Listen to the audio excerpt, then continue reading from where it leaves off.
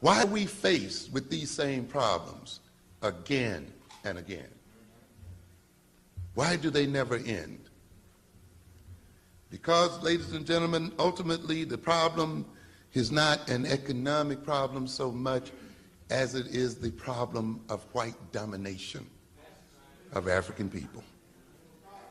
That's the issue. This is the reason why I tell people you must study the psychology of domination even before you study the psychology of racism. Let's understand that. I had one young man who's so happy he's at NYU. He said, oh, I'm learning so much, and I'm so happy. I'm in this class in economics. You know, I said, well, now, why are you in that class? And they're doing all these circles and curves and, you know, cost and all these kind of figures, which Negroes think are magic signs for making money.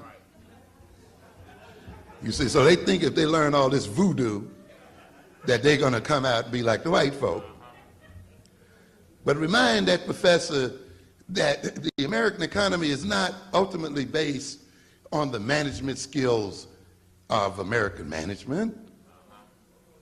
It's not based on the organization of American corporations. What ultimately is it based on? Upon the murdering of Indians and the stealing of their lands.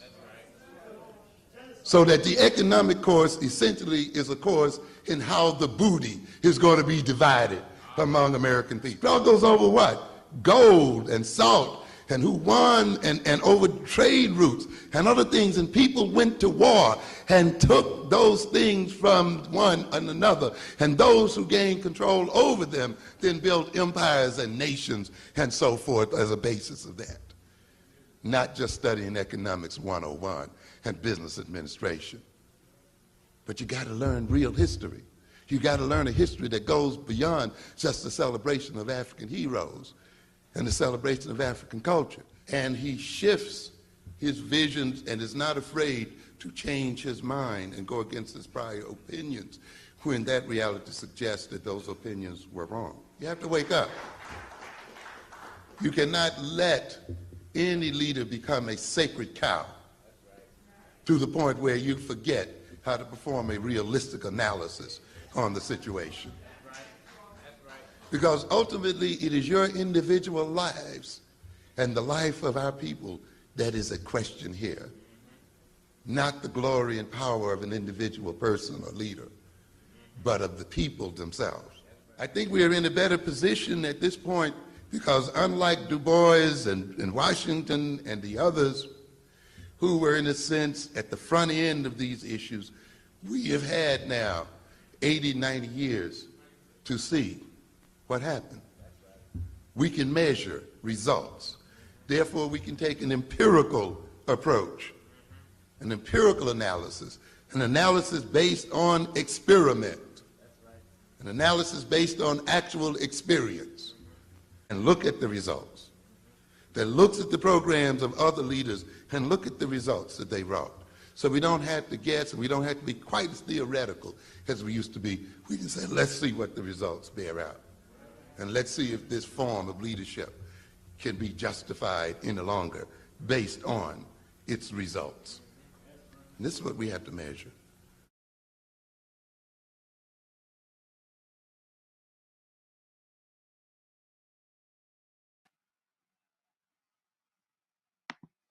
So peace, everyone. Thank you for coming back for another Where Are They Now? Episode 3. We are talking about Active Transportation Company out of Louisville. The episode for today is called Trucking with Corporate Thugs. As you know, I have my brother, Yusef Bunchy Shakur, with me from Detroit. What's up, brother? How you feeling? I'm feeling good, man. How about yourself? Doing all right, man. Healing and growing. Healing and growing. Appreciate you having me on, Black man. Absolutely, man. Anytime. So what I want to do is, as y'all know, before we get started, we had Robert Amos share his thoughts about carrying a work on empirical data. He talked about 80 years with the boys, but we now about 30, almost 30 years with when this happened. So we want to read his on chapter 27, right at the beginning, Financing Black Economic Development. I want to read this And then Yusef, I want you to respond to what you hear on this and what you heard on that video as it pertains to carrying on the work. So in chapter 27, 701 of Blueprint for Black Power, he says, beginning with this chapter through chapter 30, we will suggest and describe numbers of ways an African American and Pan-African economic system may be financed by initiatives set forth and controlled by the African American and Pan-African community itself. These suggestions are not exhaustive in breadth or depth. They are not written with the expertise of a professionally trained and experienced economist. Their main purpose is to stimulate the focused discourse in the African community regarding the means of financing its economic development and enhancing its economic well-being and political economic power. More than merely catalyzing discourse, we hope the corrections and refinements, as well as the creative approaches and our suggestions, might move others to serve as platforms for community actions that will lead to tangible positive results. So when you hear that, when you hear what he just said, what comes to mind when you think about, carrying some of the works and suggestions that he had? I think it's essential to the point that we isolate Black economics to just Black economics. I think his call is going beyond Black economics. Those of us who may not understand clearly Pan-Africanism, meaning all African people, all black people. Not to say that we all get along. There are some contradictions, there are some challenges, but I think he's challenging us to engage in those challenges, those struggles, right? But also, I think within this scientifically to understand that like there's capitalism and then there's capital. And so he's talking about the capital that's necessary to be able to build our communities, build institutions, but not being a slave to capitalism, not being a slave to the dollar bill. Again, Black economics without a sound, without being tied to a social, political reality, is just that Black economics. And so I think where his empirical analysis is saying that, so when we go back to like the Panthers, Ran Revolutionary Action Movement, and other individuals, they was looking to Mao for the example for revolutionary struggle. They was looking to Cuba and Che Guevara and Fidel Castro and others for revolutionary struggle, which is no problem looking at others and whatnot. However, you cannot import revolution liberation from someone else's struggle. So what he's saying is, here's the opportunity. How we resolve our internal contradictions is by examining, looking at George, because he's talking about W. Du Bois, he's talking about Booker T. Washington as well. Two premier Black leaders of that time that was in conflict with each other. And then we go a little further. Marcus Garvey emerges. The brother that founded Noble Drew Ali comes after him, Master Muhammad, et cetera, et cetera. So as we know history, if you don't learn from history, you repeat it. And unfortunately, that's what we're doing because we have not used that empirical data that he so eloquently pointed out, which is really in layman's terms, we have not taken the time efficiently to study. And taking the time efficiently to study is not allowing ourselves just to be caught up in this Messiah complex. Yeah. I think one of the things that I don't know if I'm guilty of being an Amosite, but I mean that's who really got my mind right, and I've like studied almost everything he put out, books, audio, lectures, but I hear other people who claim to study him. When we talk, I realize they haven't really studied him, right? Mm-hmm. Because he would never really want anybody to put him at a space where he's the deity and we should listen to everything he say. And you could see that in most of his Q&A sessions after all his lectures. So I want to get into the pages. So we at 671 to 673 is where he talked about Ford Motor's active transportation. Just initially, when you're looking through those pages, were there any things that stood out to you? He talked about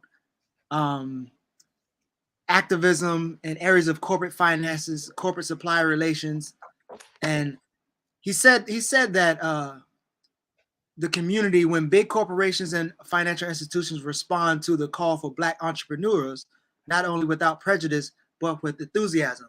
So he's kind of like excited about this opportunity to work with big corporations, and he's given us this example of Active Transportation as one of those Black entrepreneurial organizations that work with some corporate. So was there anything in any of these pages from 671 to 673 that stood out to you? I have a bunch of marks all over the place. Yeah, it was two passages. I'm gonna read from at the top of 673. He says Black-owned industrial institutions located in the inner cities of America can provide employment opportunities for its residents. They also represent the integration of Black-owned businesses into the economic mainstream of America and of the global business community. The strengthening and expansion of such relations under the influence of an organized Black community consumer movement. I repeat, under the influence of an organized Black community consumer movement can markedly change change for the better the economic prospects and power of Black America as a whole. And that stood out to me because of the like, again, I'm anti-capitalist just like the next man or woman. However, I'm a realist too, right? We're in the real world, and we have to engage it without compromising ourselves. And so I think he provides a framework of the reality. Because I mean, at the end of the day, we talk to every Black person, we can safely assume I want peace. I want tranquility. I want the opportunity to live in a nice neighborhood. I want the opportunity to have running water. I can go to the grocery store. I can feed my family. Things that should come to me as a human being. But then there's the reality, because of race, because of class, because of gender, and a elaborate of other things. That's not the reality. So he's talking about, and it's really an updated version of what Malcolm X calls for Black nationalism, which is the controlling. When Malcolm X says in the action, so what does Black nationalism mean to you, Malcolm? Malcolm says it's controlling the politics of our community. It's controlling the economics of our community. It's controlling the social welfare of our community, right? So that Black consumer market base that Amos is calling for is really like, it's not a buffer class. It has to be tied and connected to every level of our community, and that's what Marcus Garvey and Marcus Garvey, Elijah Muhammad, I think the Panthers. I mean, a lot of our successful Black organizations was on the threshold of achieving that. They was unsuccessful for whatever reason, but he's re-examining, and this is where, again, we're just not just trying to create economics. So not just concluding on here, like here in Detroit, there's this black district, economic district. And me and a friend of mine, we talk about it, and I told her, I'm not against it, but I'm not for it. And the reason I'm not for it, because the reality is it's a buffer class. 40% of Black folks in Detroit live under poverty. So my fundamental question is, how is this Black economic district serving the poor class? And if it's not tied to the poor class of uplifting, and this is where, again, we dig deep into what Amos said in that passage I read. This is not leaving anybody out. He said it's being able to provide jobs for residents in the community. So those jobs are JoJo. Those jobs are Ray Ray, Pookie. Because again, we don't provide opportunities for them to be able to survive in our community, then we become the jobs where they're eating off of us through means of survival. And this is where the system puts us against each other. What's interesting for that point, let's say this trucking company, the stuff that they're shipping is built and created by labor. So for instance, there's a Ford plant, in Detroit, y'all got automotive. There's people there's capitalists who actually making money. And at the best, this is just the trucking company. So you can hire some truckers. Right. You might hire some other, but and what we will see as we go through them, I mean, the family sort of good, like the family got jobs, but And as for the greater Louisville community, I mean, it didn't seem like it helped them at all.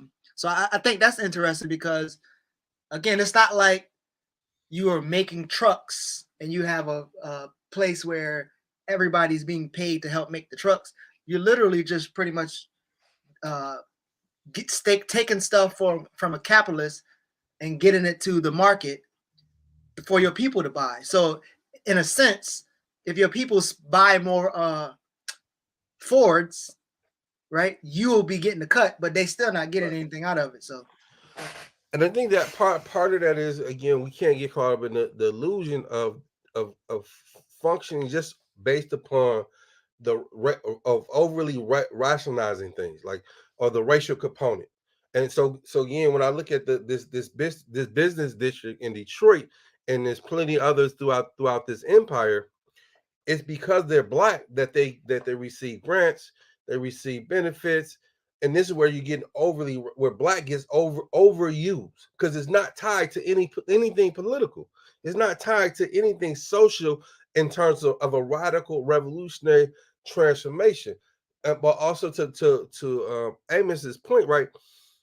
Like right now, we're using a system to have this conversation that's not controlled by someone who looks like us, right? Somebody could criticize us for that, right? However, at some point, until we're able to get there, we have to be able to use some means. I'm not justifying anything, but being real in the world we live in. That could be a fair critique, but is that critique the same as someone is openly betraying, who's openly going against our people, right? This is a tool to get us, because this type of information that we're sharing, that we're learning, that you share on a regular basis, is not the norm. It's actually, unfortunately, the abnormal.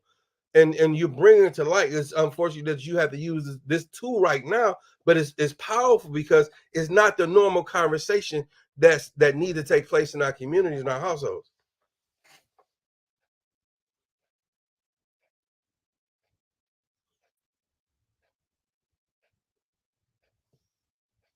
I know it's on me. I wanted to share this. So, would you say, and I know you know, organizing and being in Detroit, you know, we did some work together in Detroit, and I think there were business owners there. But would you say that most of our people who get into business, they have a illusion about business, right? So I know E. Franklin Fraser talked about the myth of black business. Mm-hmm. But you have either people trying to get in the industry because it's hot, you need to make money. Some people literally believe they're going to get into business to fund a revolution. Like, would you even say that we have a total wrong idea about why we get into business, right? Because given this one, I'm pretty sure they say the trucking industry is popping. And what we'll see, there was actually a white man who used these two black couples to actually gain a Ford contract, because Ford wouldn't give him a contract unless he had minority support or Right. minority business a part of him. But would you say that we even kind of like get into businesses disillusions about the business itself and even the industry that control those businesses? I mean, I would say yes, and that the delusion is based upon we don't clearly understand the dynamics of America. We don't clearly understand the dynamics of capitalism and how it functions. So, you know, you're the same way, like you're taught to, like, you should go to school, you should go to college, and you should, right? But are you going there to be trained, or are you going there to learn what you need to learn to benefit yourself? Same thing in business. We all assume, like, man, if I can just work for myself, this would be my ticket to being a millionaire. And this is the dynamics and the principle of capitalism, right? So you know, Geechee, you got your business, I got my business, but where do we meet together? No, this excludes Pan African. This goes back to what Amos Wilson said. This the first thing he said, on behalf of the African American community and our Pan Africanists. So he's intersecting and connecting black people with a perspective, with an ideology of a framework, a method of how we're going to function that should eliminate the competition. So again, I'm not illusional in the sense of we live in America, And not saying like we have to be Americans, right? We have to we function whatever, but if you don't have the right value system, the right ideology, so like I have multiple businesses individually. However, so again, if there's a parent that comes to me because I control my business, I mean on the low end, I pay $3, like $3 for each book I print when I'm printing my book. I sell it for $15. So that's the profit margin is there. For parents, I give them away for free, or I sell it for $7, whatever you got, right? Because of my ideology, because of my principle versus being a parasite where I'm just all about the money.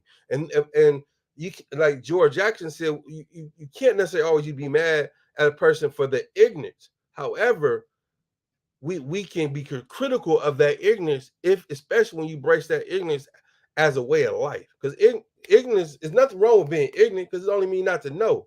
But when you make ignorance of not knowing a way of life, you become expensive, an expense to your own people.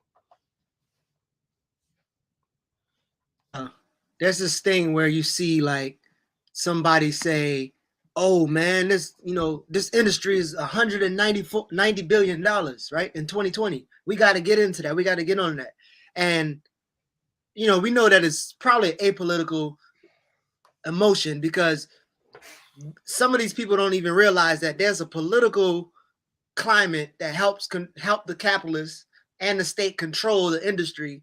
And so just because it says it's a 190 billion industry don't mean you even have the capital or even the political power to even break any part of that industry. So when you see that, like, it's always interesting how folks say, okay, well, all we gotta do is tap in the industry. And in this example, we using somebody who, one of them, Charlie, he was in the NFL. So Charlie Johnson is the one owner. And then Houston, I don't know if they had a lot of money because, and let me say this, when Charlie Johnson was in the NFL, he wasn't making like millions and millions of dollars, but he had influence. The Houstons, they kind of known around Louisville for, playing basketball in the college. The Allen Houston of New York Knicks' father is the dad and the mom.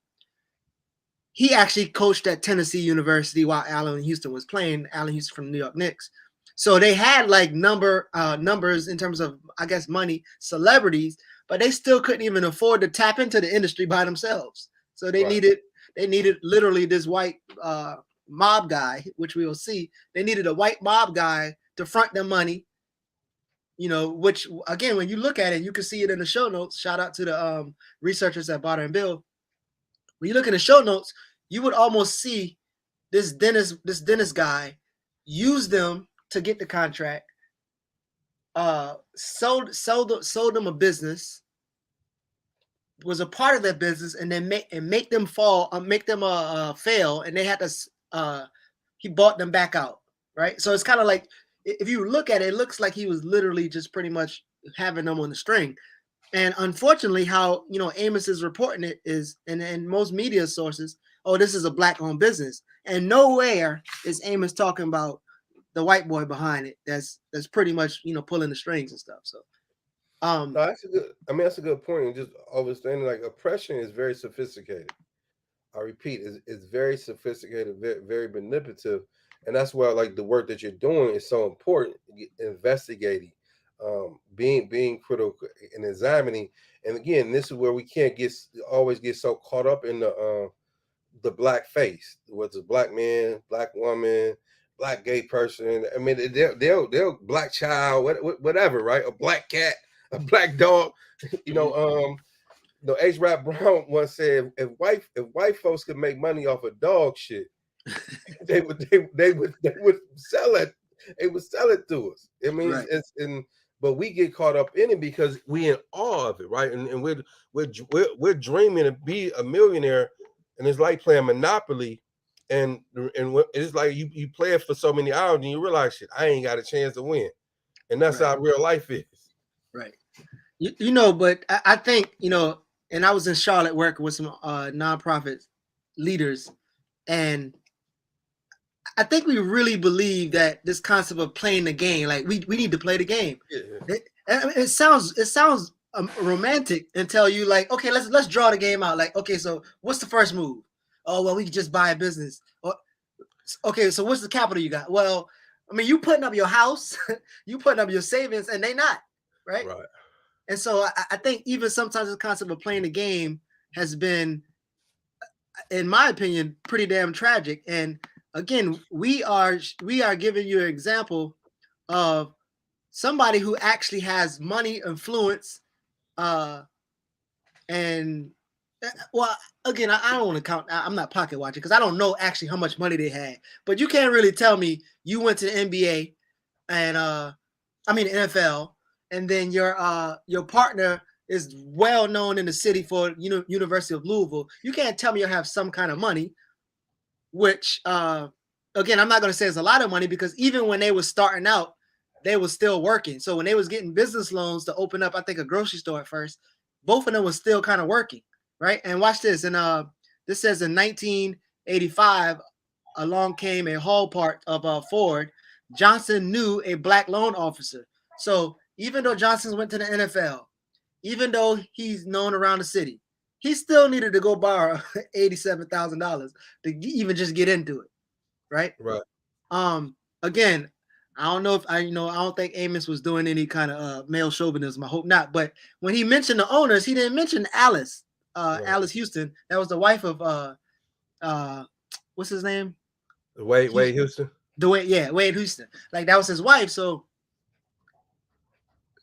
again, I know journalism is important, and our partner Jared talks about this often. But like when we get the report, we literally hear, oh, it's black owned. It's black owned. It's gonna be in black this and black that.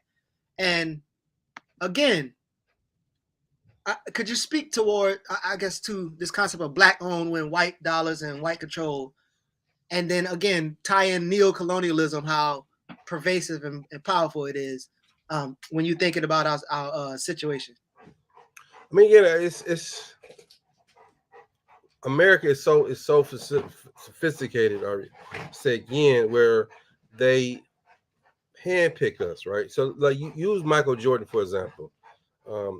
In the beginning, they had no idea that the Michael Jordan shoe as a brand would be what it is, right? And so now, ultimately, Michael is, you have Nike, and then you have Jordan brand, and Mike is a billionaire. However, they've made billions on top of billions. I mean, those of us who grew up in the 80s and saw, the transition of the Michael Jordan shoes to what they are now in poor communities, I mean, they were just as devastating, the Michael Jordan shoes, as crack cocaine. Right. But we don't make that connection because we're so happy, like, oh, Mike, it's like, go Mike. And, if one of us gets a billionaire, we're all billion.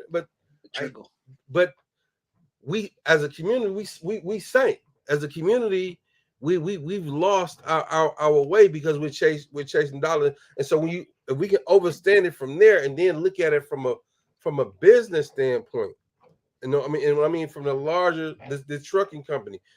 And so going back to what you said earlier too, a minority, right? So they put the word minority in there. Again, getting slick, being sophisticated, right? Because at the end of the day, you want equality, you want opportunities.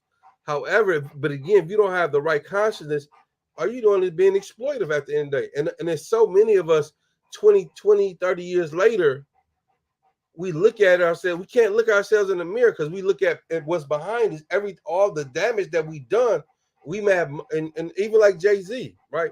And hip hop is a great case study for this. I mean, I was listening to a rapper, and he was saying if an album, sells 1 million, goes platinum, the record company makes $10 million. Mm-hmm. If it sells 1 million, a record company, like, so use Tupac Shakur, All Eyes on Me, that sold 5 million. So that was $50 million off and off the top. How much of that's going back into the community? More important, how much of that's going back into the artists? But they feed us the puppet. but we don't see the strings. Right. Right. So this concept of like, you know, this capital, right? Like, and then you need the capital, and then you get the capital. Now you owe the banks and your partners that you're coming in with, you owe them too, right? Dennis, we're going to talk about him in a second. And then when the industry fall, it's not like you have a bunch of reserves and all this other stuff to weather the storm. But when the people call for their money, they're gonna want their money. So whether you have to, like they did in 1999, refinance, you know, the $80 million debt. So I think Amos is putting this out in 93-ish, the report, and I think it probably came out in 99 the first time, or 98. But it's like before the book is even circulating, they're already in $80 million of debt, right? Right. So I mean, that in itself is a problem. And then when you start to dive into it again, you will see that the only reason why they was able to even get into the business in the first place is because the white boy, right? Because Amos talking about Jupiter, so the white boy ended up selling Jupiter to them, but still owning, you know, part of their company. And when they tank, he ended up taking it back. But at the time, Jupiter, in order for them to get a Ford contract, you know, they needed to link up with a minority business they needed to be affiliated with. So again, even when you think of, like, I think one of them was working at Ford. And so if you got an employee of Ford that he didn't like have a relationship with Ford where they can help him out, he started his own business, they needed a white mob dude outside to use him. Oh, y'all work with Ford, or, you know, this kind of can help us out. But when you see it, it's almost like you said, it's the puppet string thing. You see this Jupiter owner died in 1994, and then Louisville team was ready to buy, already grossing 68 million. But when you go through that in terms of the money, the capital, right? How do you, and I know the myth of the black buying power is part of the reason why we feel like we got this type of money, but how do you begin to disabuse people of like this concept of it takes money to fund the revolution, or whatever the case may be? It takes money, so we have to create these businesses and do these other things. Like, how do you begin to disabuse people from that? Well, I think it's whose framework that we're using. You know, in a true revolutionary struggle, you see the government that you're up under is a legal government. So there's nothing legit about it. So when we look at examining some of the things that the Black Liberation Army and other international organizations and struggles did, you understand why they, and what I'm talking about, where they kidnapped and they held people for ransom, they robbed banks. And we look at them as the criminals. In actuality, they're fighting the real criminals, right? This is a guerrilla warfare. So, when you commit yourself to that type of struggle of putting people first and serving and struggling for the people, you realize the capital is in the people. The capital is in the ability to build relationships with the people. The capital is the ability to develop the right analysis, reading books and things of that nature. And you understand, like, the other capital is just a tool. And so it's not about like money itself, because again, money doesn't change the nature of a government. People change the nature of a government.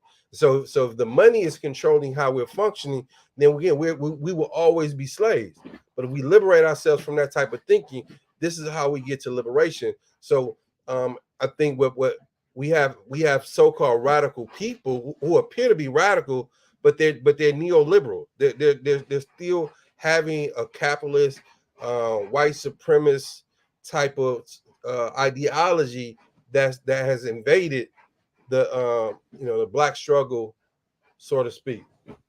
So when you starting to see all these businesses and black business do this, you see Pinky giving away LLCs and shit like that, right. From Slutty Vegan, but there are economists out there that's doing work. There's researchers out there doing work that kind of show you how the wealth gaps are, and over time. And I know Jared and I think Diedrich Muhammad did a report of showing you that even though black businesses has increased, the wealth has been depleted. And so you look in these cities where, you know, the median wealth for white families, this is in Louisville, 188,000, while the median black family was 24,000. Like, when you see these studies, and I know people argue about concepts of closing the racial wealth gap and these things, but when you see these arguments about the increase of black business, and then you see like all these black business with zero paid employees, and I actually want to get your thoughts on this Pinky situation. So she go to Clark Atlanta, tells everybody she got LLCs, and so I mean, and I'm pretty sure we can see the wealth gap because I think Atlanta was probably in the country has the widest wealth gap. So what are all these new LLCs going to do to this number that we keep seeing right here? This, you know, how's that going to change this number? Not to mention a lot of the kids or the young people there going to have school debt as well. So, I mean, the wealth is not even going to even be there. But what are your thoughts about this, you know, increase attention going to black businesses, create more black businesses, LLCs, black businesses? Well, again, we have to ask ourselves who developed that framework. White America developed that framework.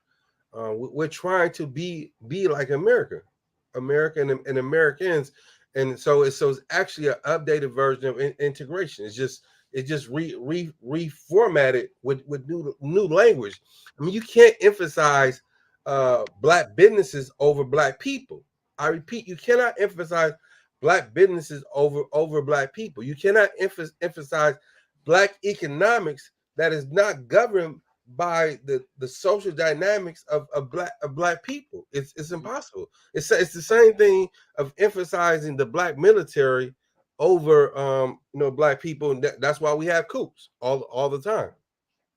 Right. Because again, people don't have the right ideology, they don't have the right value system, and so tying this into the lady Pinky, I saw the clip and I laughed.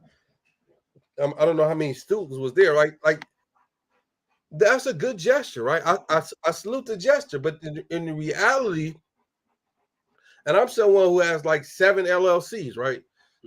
And shit, but I mean, in the grand scheme, when you talking about, I say we're gonna just throw a number, say 500 students that she said she promised an LLC.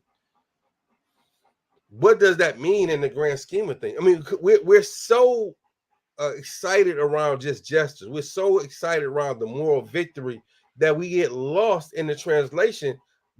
How does that change the material conditions of black people?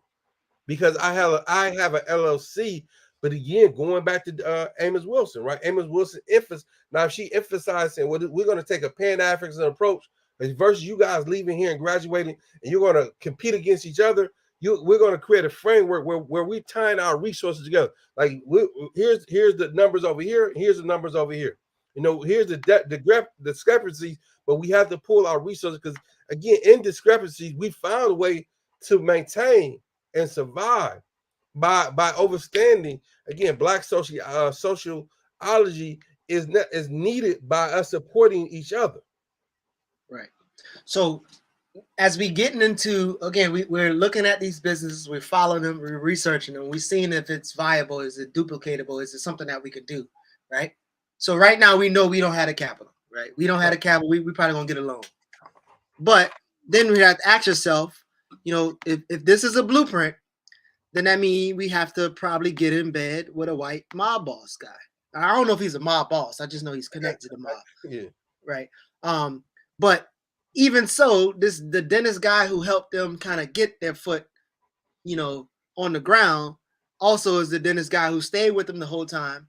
And when shit hit the fan, they had to sell the company back to dentists. You know what I mean? So dentists it's hard for me to believe, and any research that I did, and you can see in the show notes, you can follow it your own. But any research that I've done haven't showed me that Dennis had any good intentions. Yo be buying politicians. He almost got arrested a few times for fraud and buying Paul Ryan, funding Bush illegally, like doing all kind of crazy shit that you can see. But this guy is literally the catalyst for them to be able to create a viable business. So And I know there's, after financial crises, you probably need to, some sponsors or whatever. But what do you again say to people? And also we'll talk about the Houstons still have their business and they still look like they have some kind of money. And so one might argue, well, they were successful, they're still there. But how do you feel about their ties with this Dennis Trowell guy who looked like he was pretty much had him on a string and exploiting him? Like, how do you feel about that, knowing that they still have a business that some people might say they're still successful? Well, everything comes down about the interest level. So every black person doesn't have the interests of black people at the forefront. And so most black people will say, I'm black, so it gives me the right to advocate for black people. But when we critically examine it, we're just it's just too easy to just show up and say, I'm the black guy, I'm the black woman, I'm the black whatever. But where's your receipts in being black? How committed have you been to the black issues, to the black struggle? Think beyond just black economics, but again, because it's being treated in this racial term and this feel good, being proud, like I don't like tennis, but I definitely watch it because of Venus and Serena. Right. Many of us don't like golf, but we watch it because Tiger Woods, right? Because as black people overall, we're at the bottom of the barrel in America. So any chance we get an opportunity to win, we're or the perception of winning. So again, it's important that we examine these relationships, and are there ways to get around it? Absolutely. I think fundamentally, we examine, we're just gonna go off the limb saying the most black radical organizations, black business, or whatever term we want to use, is it 100% funded by black people? Right. I mean, like the Mama Cool community house that we have, I've been able to build here in Detroit. There's some grant money that was given to her. There was some foundation money that was given to her. There was a lot of community money, right? The difference is we haven't compromised ourselves. The difference, I mean, and I'm not running from the critique. I'm using myself as an example. Mm-hmm. And it's how do you go in these situations? But I think what we don't do enough of closing the doors. So again, me if I'm only making these decisions as an individual, then my ego will get the best of me. Because what they do is say, Yusef, man, you're the exception. You're the rule. I mean, you're the exception to the rule. Mm-hmm. We'll give you shit, man. Again, we'll make you the front guy.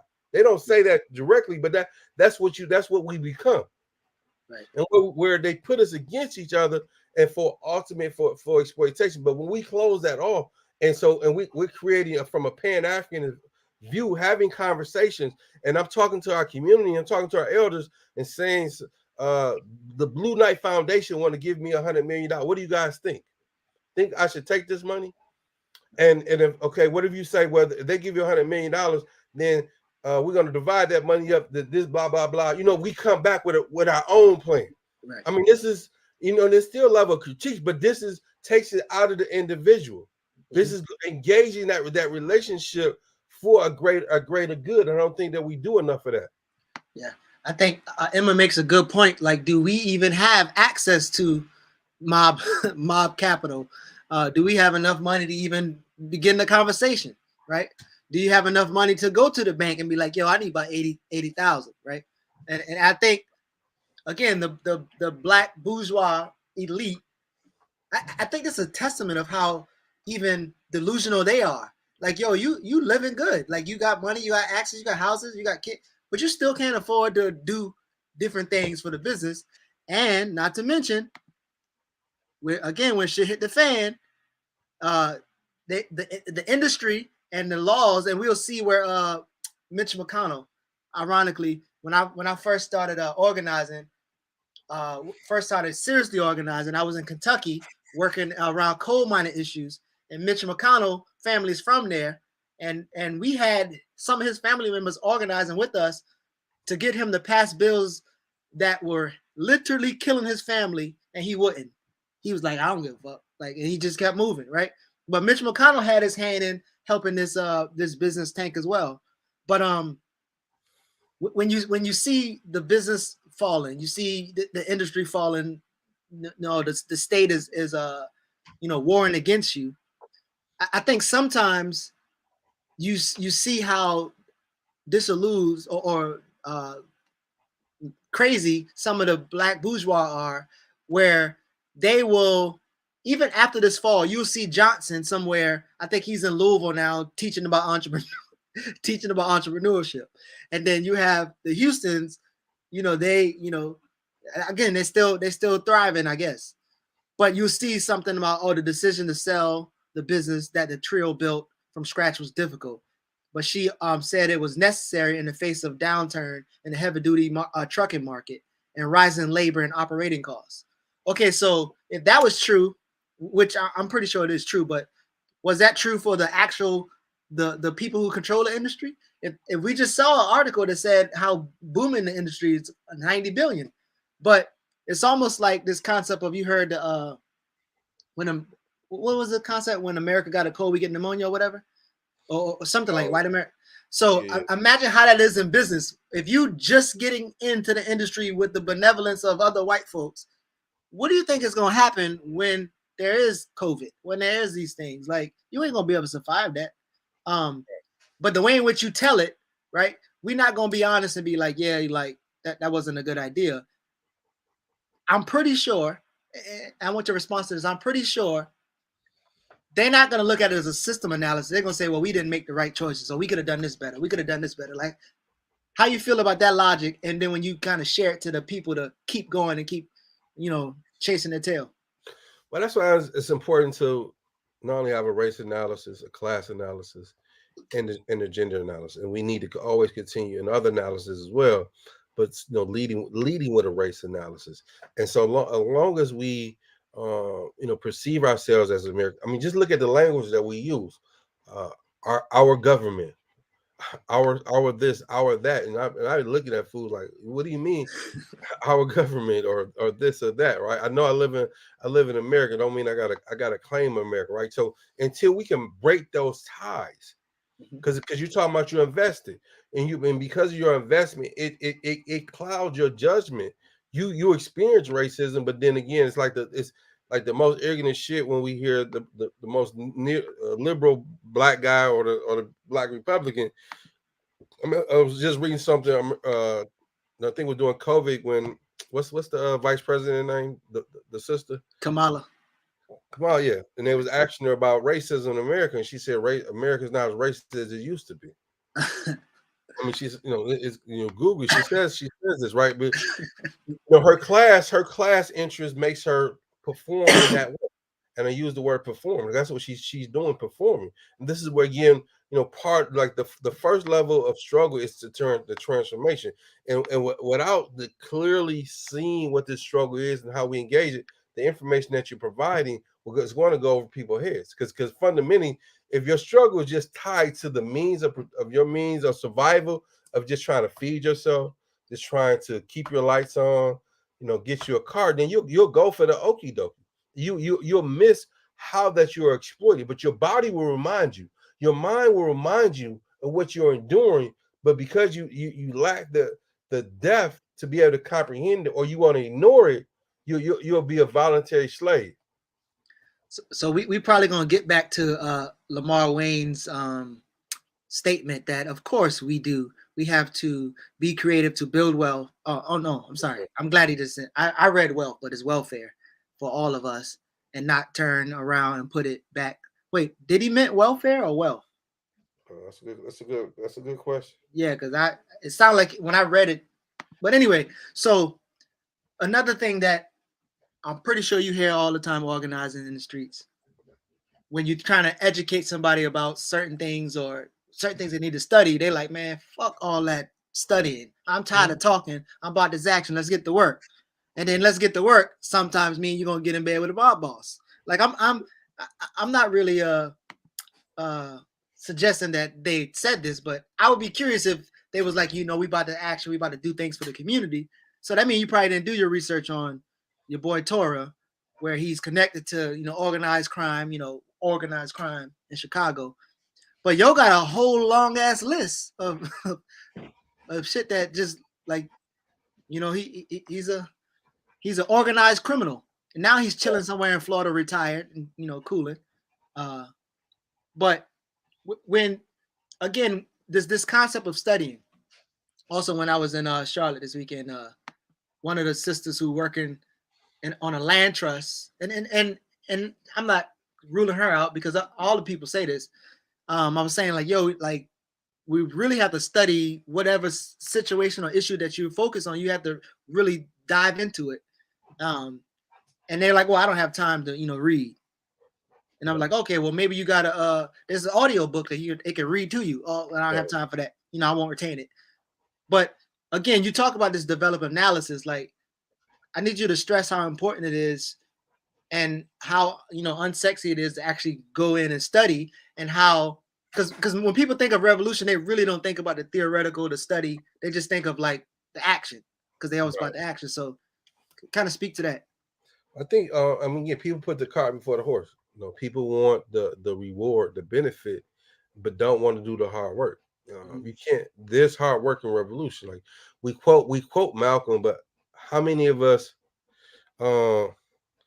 really read the autobiography of Malcolm X? We say we daughters of Astada Shakur, but how many of us really read our autobiography, and also doing what we're doing, creating study groups? So, and those study groups represents what we call PE, political educational classes. Like in America, we're taught what to think instead of how to think. We're taught what to think instead of how to think. Like, I'm smart not because I read books. I'm smart because I think I'm a critical thinker. Out of the box of being able to ask the right questions, look beyond the norm. And I think like in this struggle today, we want to take too many shortcuts.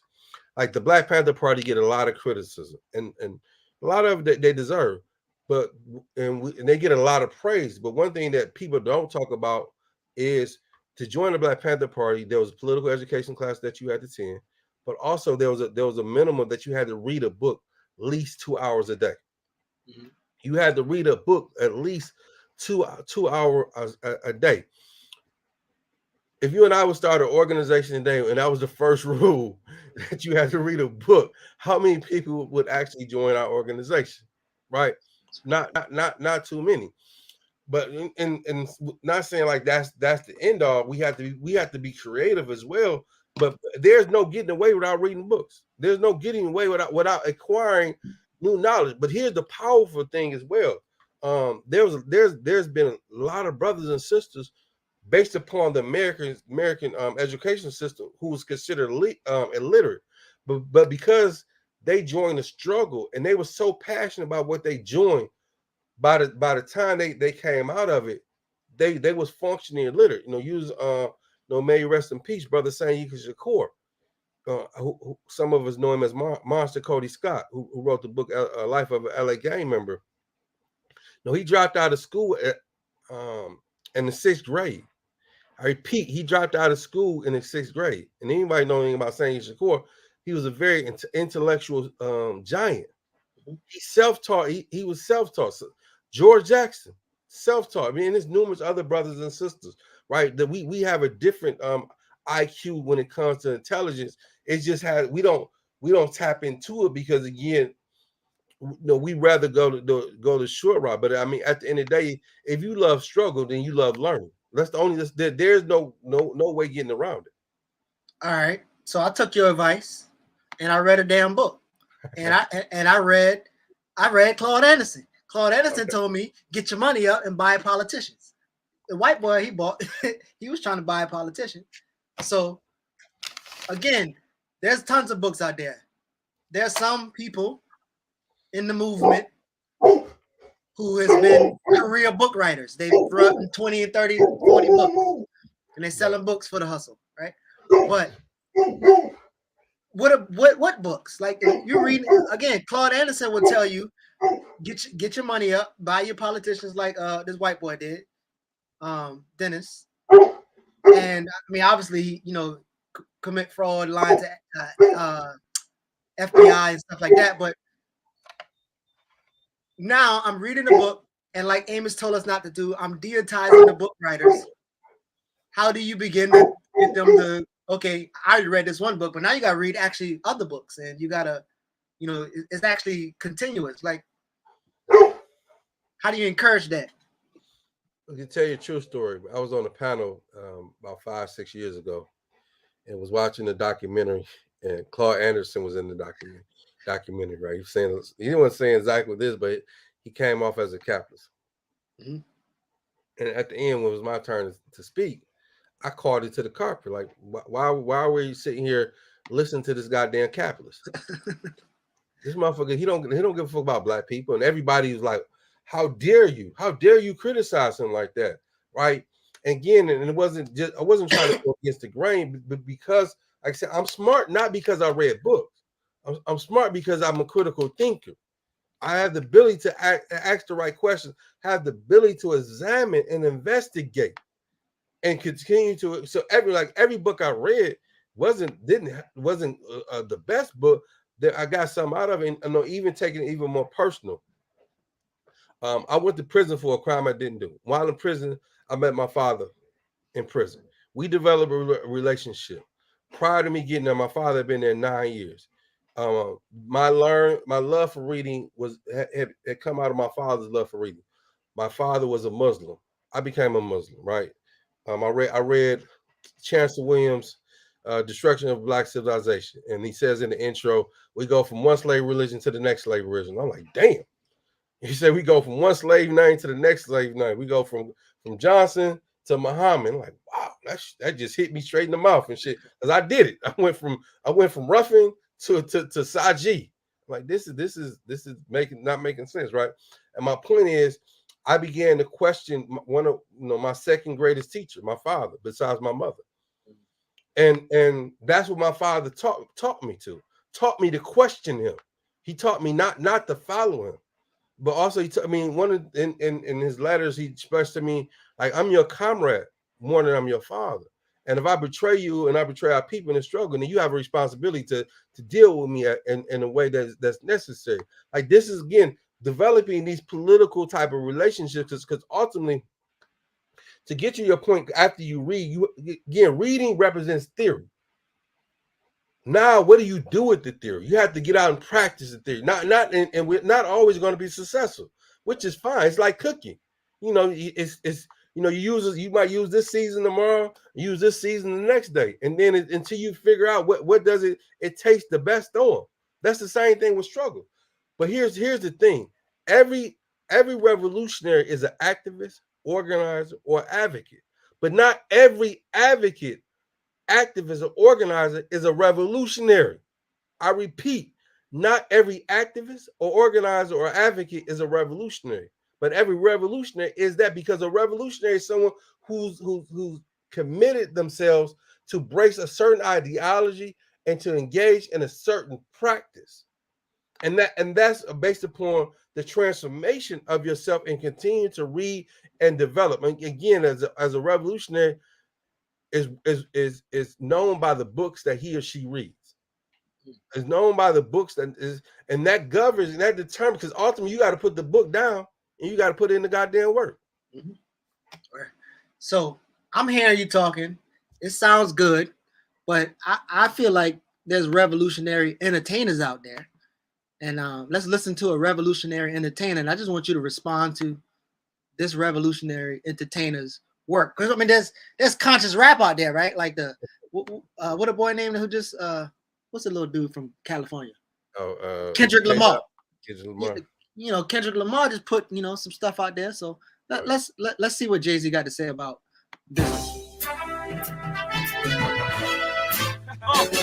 Getting caught by the bosses, the Eggers and Doug Morses, Jimmy Ives and Lee Oz. It's gotta be more than the courses. They respect my mind now. It's just a matter of time now. Operation Takeover Corporate, makeover offices.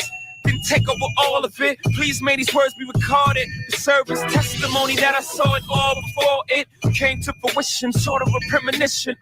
Uncontrollable hustler's ambition, alias superstition, like Stevie. Writes on the wall like my lady, right, baby? I saw it all before some of y'all thought I was crazy, maybe like a fox from Geechee. The more successful, the more stressful. The more and more I transform the golden gecko. In the race to $1 billion, got my face to the ceiling, got my knees on the floor. Please, Lord, forgive him. Has he lost his religion? Is the Greek gonna get him? He's having heaven on earth, will his wings still fit him? Word up on Madison Ave, I'm a cash out. Word down to Wall Street, we can get your cash out. IPO hold, no need for reverse merger. The boy money talks, no need to converse further. The baby blue Maybach like I own Kerber. Boardroom, I'm lifting your skirt up. The corporate takeover. I want in. A nickel bag gets sold in the park, baby. I want in. If an artist gets signed in Toledo. SC3, baby. What you thought? I ain't a businessman, I'm a business.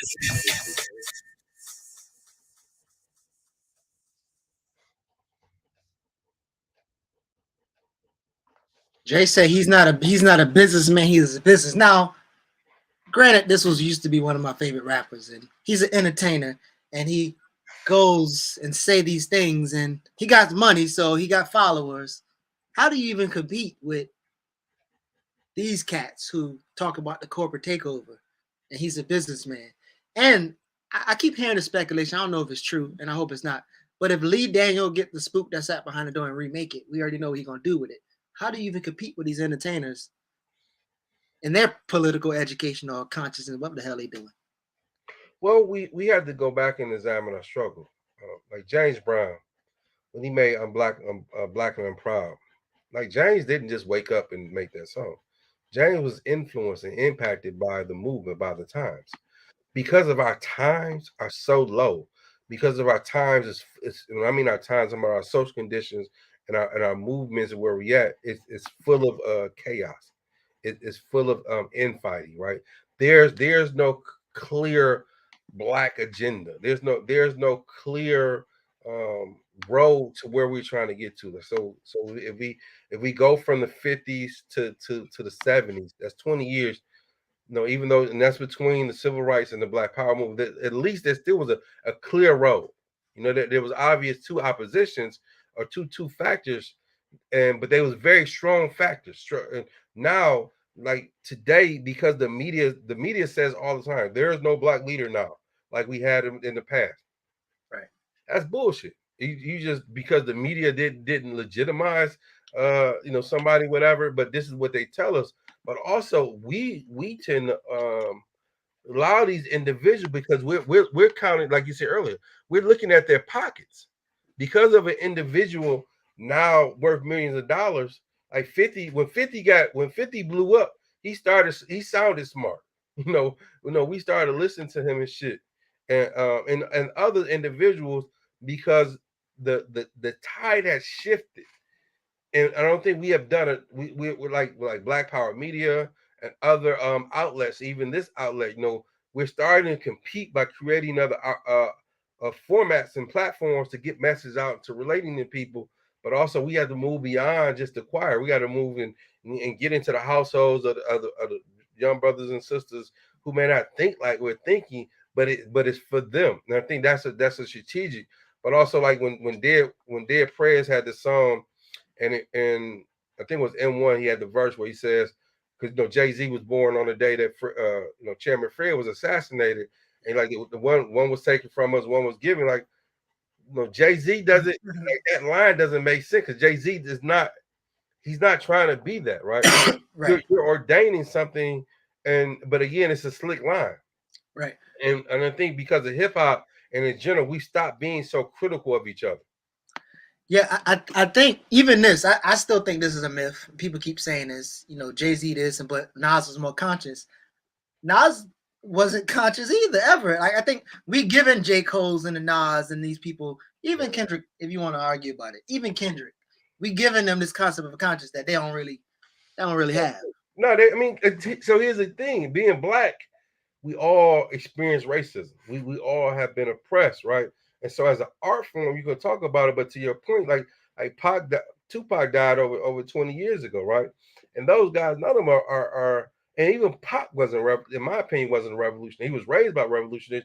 He had the potential to be a revolutionary. He had the desire, but he got caught up in the system. When I mean the system of America and whatnot, but he was more clear around different dynamics, and when he wanted to speak, and it sounded better, and he was more conscious than Jay-Z and Nas and even all these guys put together, in my opinion.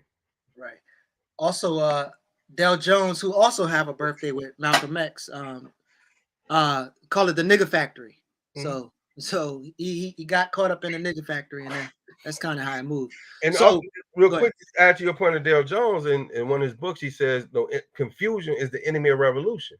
So again, things that the Jay-Z lyrics, Jay-Z becoming a billionaire, Kanye becomes a billionaire. This is confusion. This leading us to away from where we need to go from. Absolutely. So as we get to the end, start to wrap up soon, I want to know, if you got questions, bring your questions in. If you want to come on screen and dialogue that as well. But so we noticed this company Tank, white boy pulling the strings, and he get them to sell it back to him. The football player Johnson, he's kind of like doing some nonprofit work, telling people about entrepreneurship. But the Houstons are still moving. So my question to you and the audience, and y'all can chime in too, knowing what you know about them, would you say that the Houstons are successful? They have this business running. Now, they sold most of the businesses that they had, and they kind of like kept this part of the business. It's in the family.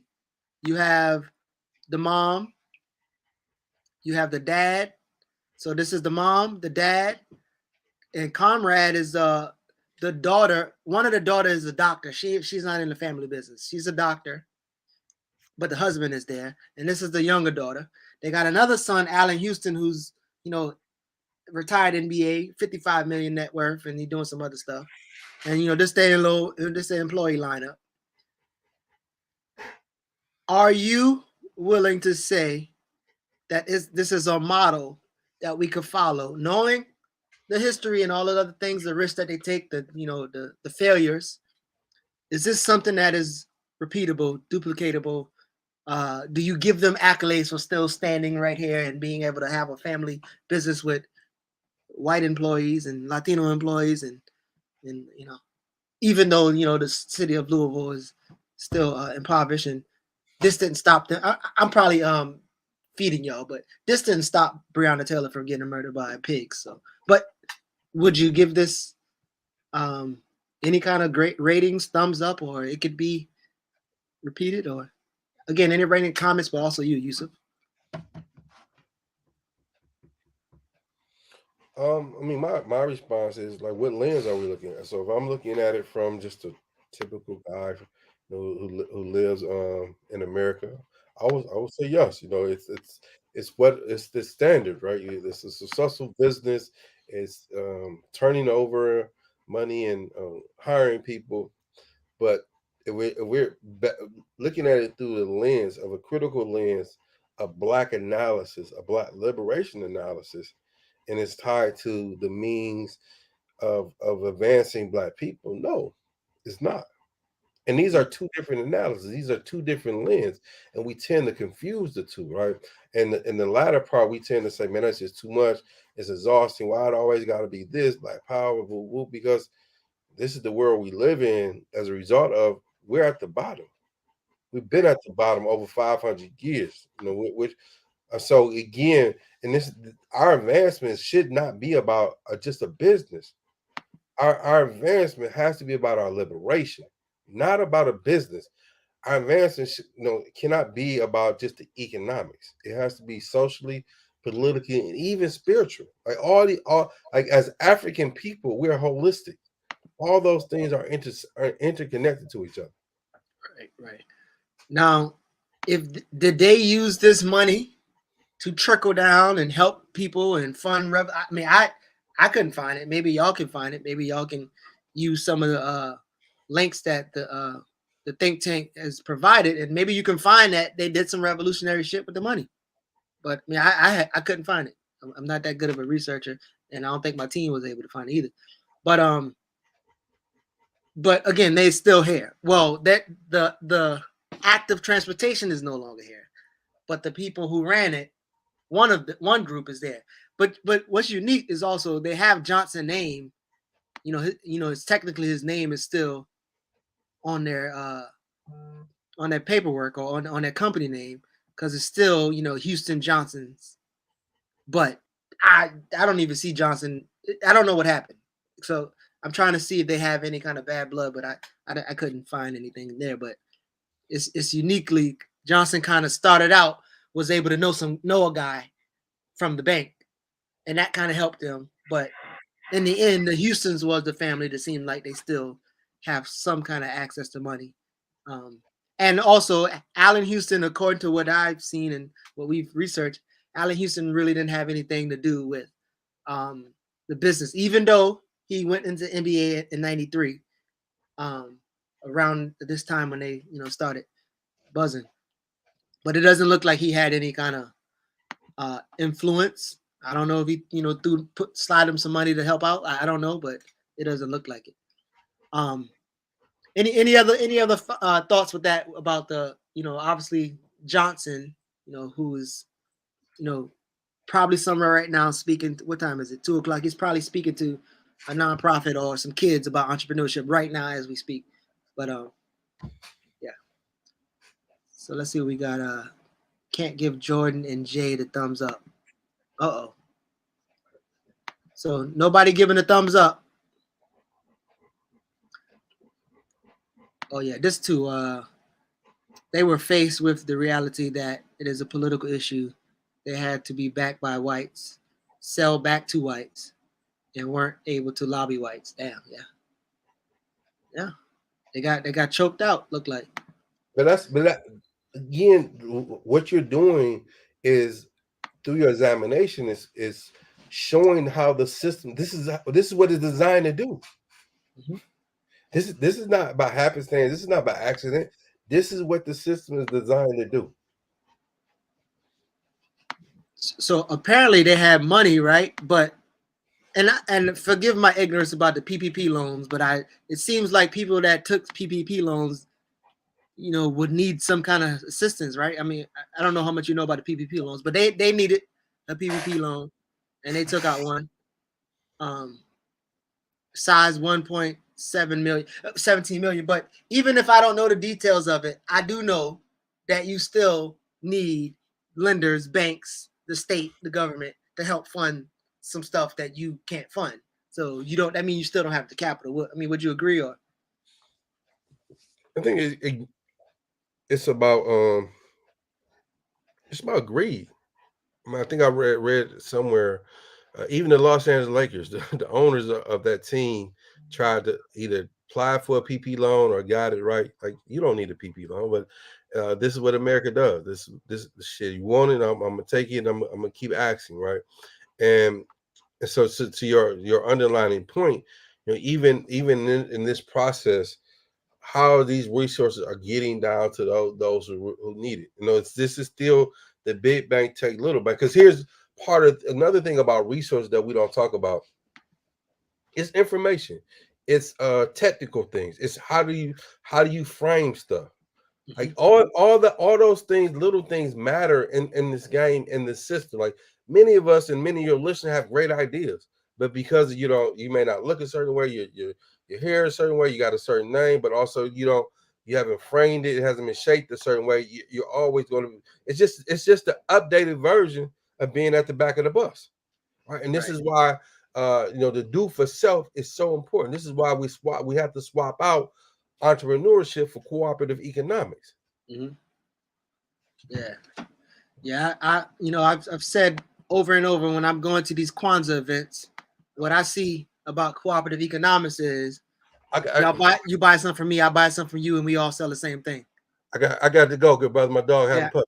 Yeah, all right. Appreciate you, bro. All right. So we'll wrap up with any questions or thoughts before we jump off. But I appreciate y'all from showing up, and people who are rewatching, thank you for checking it out. By all means, the show notes are there, so you can kind of look into some of the research yourself. I'll wait a few minutes if there's any questions. But again, yeah. So this is one of those things where, again, we're looking at these systems.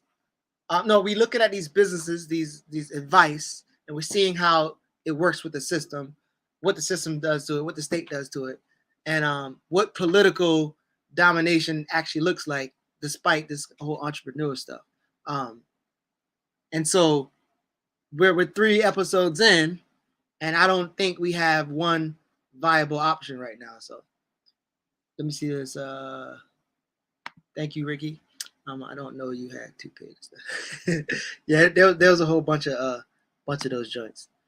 The system will erode, maybe has the benefit of not being European impairment.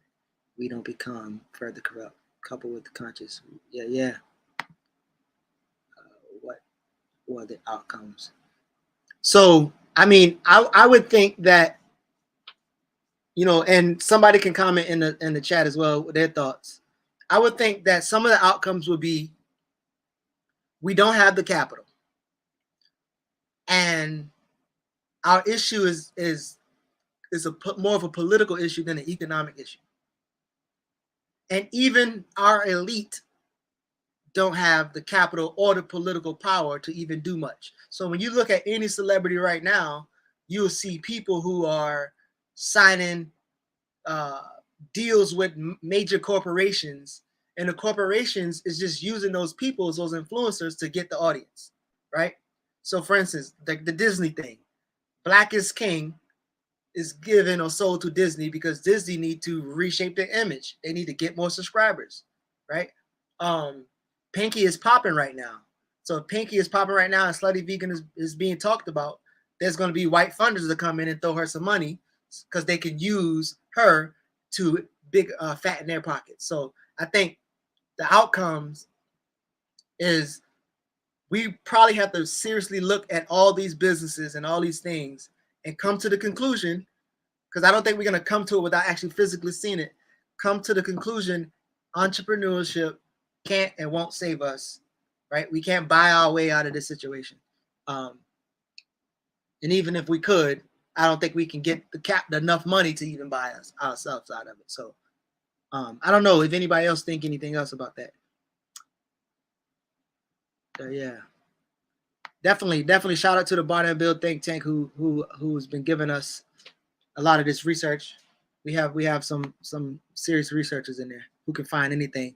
In fact, if I tell them to, if I ask them to, they probably find out what you ate yesterday. Yeah, that's how good they are. So we're changing systems locally, help us. Example, local currency. Well, I don't know. I hope you're not talking about changing local currency. Because I couldn't see that as helping.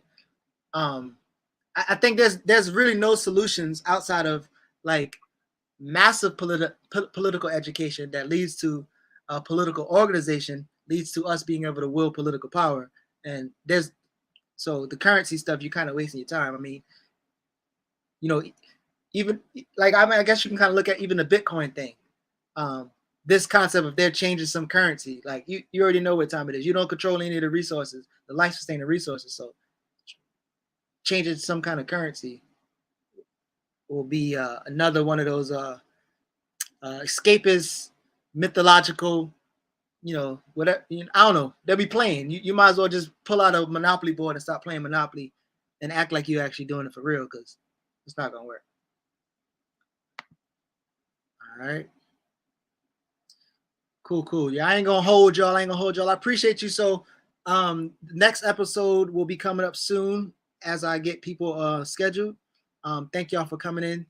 Thank you for rewatching. Continue the dialogue. And we're gonna probably close out with Baba Amos telling us one more again. I think Ricky says she's an advocate for the Monopoly money game. So if y'all want to play Monopoly, we can have a virtual Monopoly and we can act like we run the world. We can act like we Beyonce and we run the world. girls run the world, even though Beyonce got women in the sweatshops. Why are we faced with these same problems again and again? Why do they never end? Because, ladies and gentlemen, ultimately the problem is not an economic problem so much as it is the problem of white domination of African people. That's the issue. This is the reason why I tell people you must study the psychology of domination even before you study the psychology of racism. Understand that. I had one young man who's so happy he's at NYU. He said, oh, I'm learning so much, and I'm so happy. I'm in this class in economics. You know, I said, well, now, why are you in that class? And they're doing all these circles and curves and, you know, cost and all these kind of figures, which Negroes think are magic signs for making money. You see, so they think if they learn all this voodoo, that they're going to come out and be like the white folk. But remind that professor that the American economy is not ultimately based on the management skills of American management. It's not based on the organization of American corporations. What ultimately is it based on?